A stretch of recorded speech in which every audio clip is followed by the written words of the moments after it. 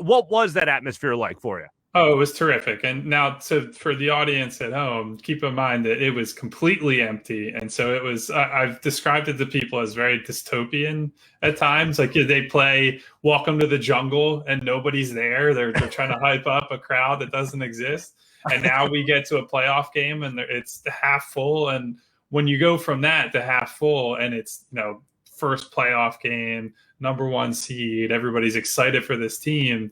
It was terrific. Like we got refs, you suck chant. There was that. There was the pregame intros telling the other team they suck. There was I don't know if I'm allowed to curse on this show, but there was a FU Westbrook chant. Not the censored version in the fourth quarter of that game. So we had everything. It was all the animosity was out. We got a bunch of MVP chants for Joel. And in the third quarter, when they went on that run and Seth Curry capped it off with a 3 in transition, that's the first time it really that was a pop that you could compare that to, even 100% capacity games in the past. Yeah, I'm just picturing while Welcome to the Jungle's playing and nobody's there, it's just you and Matt Mullen headbanging to it. I'm just, in that situation, I'm just like, what the heck did I get myself into? This is bizarre. So thankfully those days are over, at least for now. Exactly. It certainly came through the TV as you would expect, that energy and everybody said this after the game. And I know you tweeted it out as well. Like you didn't know if you were just watching the game and you didn't know, like if you had been under a rock for the last year and a half and you didn't know that it was only half full or whatever, it certainly, you felt the electricity and the players spoke about that after the game. Did they not?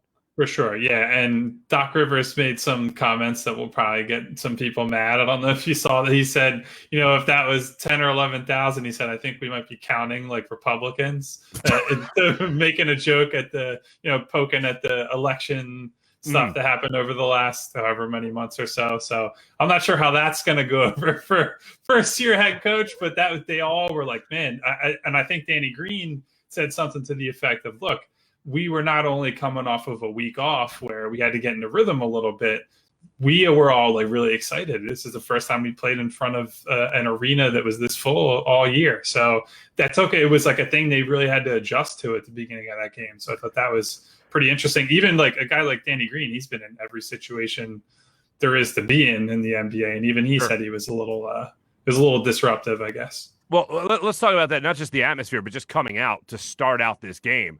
Sixers have that long layoff. They hadn't played in a week. Wizards obviously played a hell of a lot more recent than the Sixers did. And Joel Embiid gets in foul trouble on top of that. Yeah. I'm just going to say this. If the Wizards were going to steal a game one would be it alone simply because of the layoff and the rust factor, if you will, with the Sixers.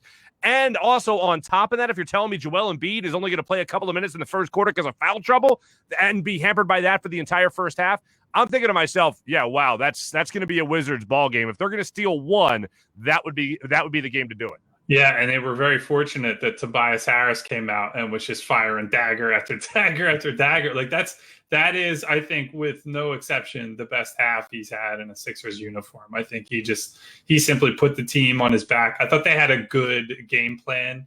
He was guarded by Rui Hachimura, who he's a good offensive player, but still has a long way to go as a defender. And he has trouble in particular getting caught on screens and navigating through traffic. I thought the Sixers did a great job of just, giving Harris the ball, running him off screens, and he was able to get a lot of separation. And, guys like that, once they see a shot, 2 shots, then 3 shots go down, then it's just it's a snowball rolling downhill. And Tobias talked about it after the game. He's like, look, I'm here to win. If that means I got to come out and in a half like that, I got to score a ton, great. If that means Joel is the main guy and I just got to hit timely shots, great. That's the role he's served all year, and I think he's happy to do it.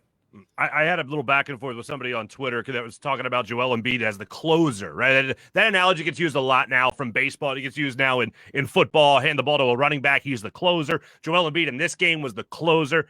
If you were to make that analogy, it felt like Tobias Harris gave you 7 scoreless innings, and Joel Embiid came in and pitched basically 6 shutouts to get 6 shutout innings to get the save.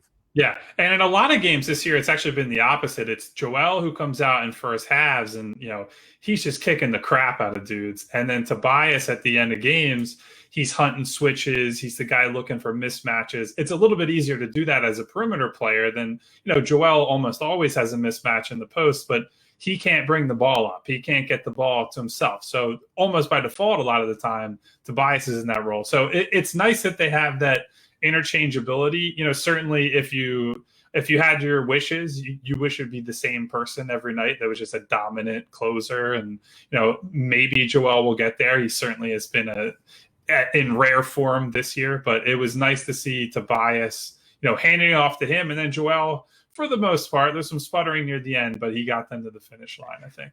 A couple of things. One, the foul trouble. One, what'd you think of the calls? Two, Tyrese Maxey getting playoff run. And the crowd loved Tyrese Maxey, by the way. I don't know if you guys could tell at home, but there were the loudest pops other than the big runs were anytime Tyrese Maxey got in the game, let alone did anything. So he's a fan favorite. Yeah, definitely. He had the N1 early on when he just came into the game.